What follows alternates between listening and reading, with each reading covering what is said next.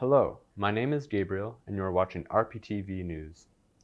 Today we will be bringing you an excerpt from a February 5th, 2024 SDP Planning Meeting.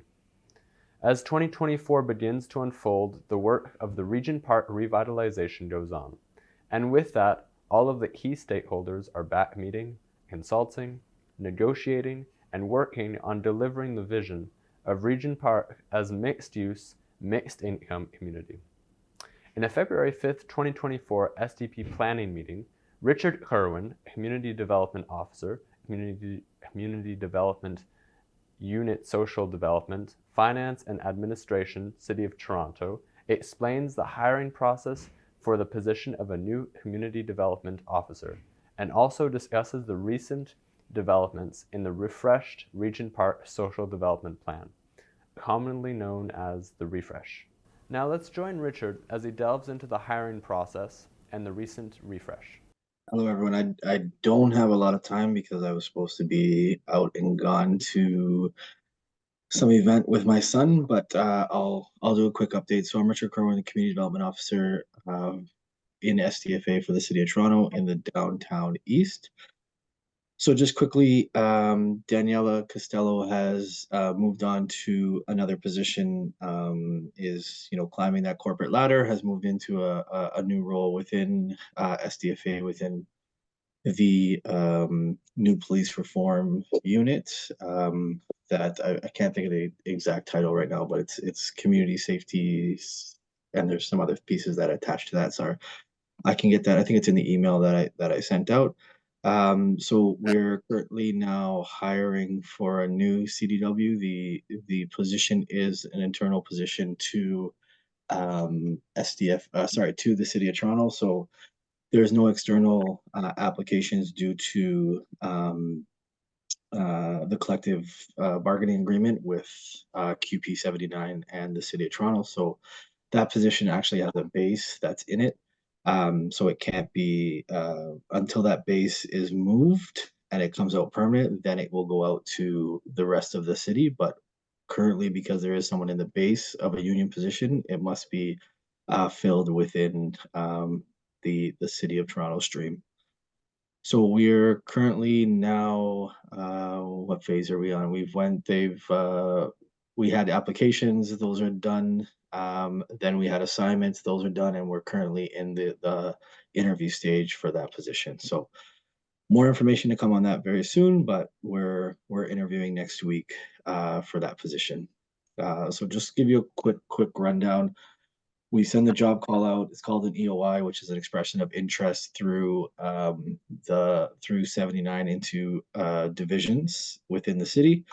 People apply for it, they go through it, they get screened. After they get screened, there's an assignment that they have to do. Then they hand in the assignment. Then the assignment gets marked and screened. If you pass the assignment, then you move to the interview. Part of the interview, you have another assignment, which is a 5-minute presentation. And then at your actual interview, you present that 5-minute presentation plus multiple interview questions as well. So that's the process of how the CDW hiring works. As for the refresh process, Sorry to interject, Richard. Before you move on to the next item, if you don't find someone within QP or internal, will it be posted externally? That is a great question. I'm not sure how that works, to be honest, Waleed. We've never had that situation. So the way the collective agreement is that you have to get 70% on all of those pieces. So 70% on your assignment that you have to do, that gets marked. If you get 70%, you move on to the interview. And the interview, if you get over 70%, you're deemed qualified for the position. So in my time, I've never crossed that. That's a question that I'm not too sure if it would go out or if they would just repost it. I'm not sure how that works, to be honest. I'm not up to date with the collective agreement to that extent. So I'm just a cog in the wheel of this assignment. So the assignment is John Smith hands all the paperwork in, and I'm sitting there through the interviews and through the other process. So I would like to clarify something you said. You used a word, it sounded like base. I don't know what you said there. So, something about the reason why this is an internal job position. So a base position is somebody's full-time position within the 79 unit. So somebody holds that position as their base full-time position. Is that cleared up for you? Or do you want? No. No? Yes, So if I, fine. oh, sorry, yes? I think Okay, okay. So Lee, I don't have the answer for that, but I can get it for you. We're really hoping it doesn't come to that, because if it does come to that, that's a much longer process. Like even this internal process is super long. External processes are like up to 6 months. So any other questions on that? I see none in the chat either. I have one question before we go to the panel one.